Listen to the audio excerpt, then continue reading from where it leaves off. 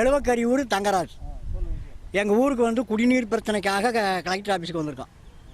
அதில் வந்து காவேரி தண்ணி ஏற்கனவே வந்து எங்கள் ஸ்டேங்கில் ஏறிக்கிட்டு இருந்துச்சு. அதை வந்து எங்கள் ஊருக்கு விடாமல் இடையவிட்டிங்கிற ஊரில் தண்ணி போட்டு குறுக்க போட்டு அடைச்சிட்டாங்க. அந்த தண்ணி சுத்தமாகவே வரலை. இப்போ கிட்டத்தட்ட 1.5 வருஷம் ஆகிப்போச்சு. அவங்க அடைச்சிட்டாங்க. 1.5 வருஷமே எங்கள் ஊருக்கு அந்த தண்ணி வரல. அங்கே இருக்கிறவங்க பிடிக்கிறாங்க. அதை விட்டு எங்கள் போரில் ஓடிக்கிட்டு இருந்துச்சு தண்ணி, பஞ்சாயத்து போரில். அந்த தண்ணி நின்று போச்சு. நின்று அந்த மோட்டரை சரி பண்ணி இல்லைன்னா குடியை கொஞ்சம் அலசி விட்டு கிளாக்கெட்ட போய் சொன்னால் அது மோட்டார் சரியில்லை, பம்பு சரியில்லைன்னு ஒரு மாதத்துக்கு 15 தபால் கலட்டுறாங்க போட்டுறாங்க. 15 தபால் கலட்டினா ஒரு விஷயம் கலட்டுறதுக்கு மூட்டுறதுக்கு வந்து 5000 ரூபா செலவு. 15 விஷயம் கலட்டுறதுக்கு 5000 ரூபா செலவுங்கும்போது ஒரே விஷயம் ஒரு போர் போட்டு கொடுத்துடலாம்ல. அதை செய்யலை. இப்போ வந்து ஒரு விரலை சோட்டு தண்ணி ஓடுது. ஒரு ஆளுக்கு ஒரு குடம் கூட வரமாட்டேங்குது. அங்கே எல்லாம் ஒருத்தருக்கு ஒருத்தர் அடிச்சுட்டு கிடக்குறாங்க. அந்த தண்ணி பிரச்சனையை எங்களுக்கு தீர்த்து கொடுக்கணும். அந்த 100 நாள் வேலை வந்து ராசாப்பட்டிக்கு மேற்க கிழக்க இடையப்பட்டிக்கு மேற்க 100 நாள் வேலை எங்கள் ஊர்லேயும் 100 அட்டைக்கு பக்கமாக வச்சுருக்காங்க.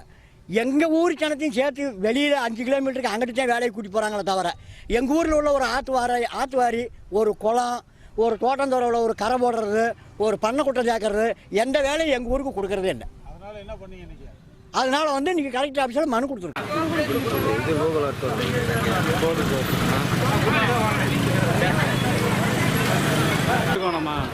மேடம் ஒரு நிமிஷம்.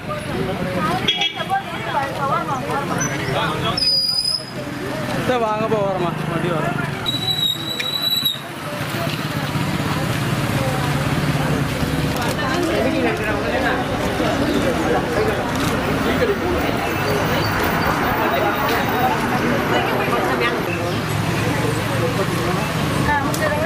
சரி, அப்படியே எத்தனை பேர் வரீங்களோ அவங்க மட்டும் உள்ள வந்துட்டு 7 பேர் அங்கே இருந்தாங்க. உங்க சார்பா முக்கியமான ஒரு 4 பேர் உள்ள வாங்க. மழை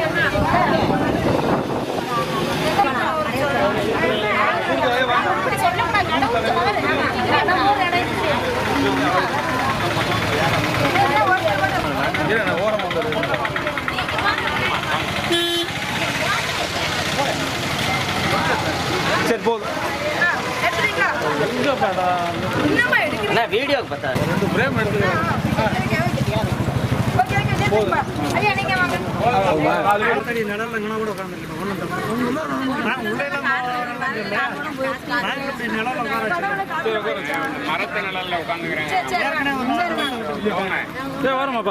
வரதே சிரமத்தில் அடிச்சு பிடிச்சி கூட்டிட்டு வந்து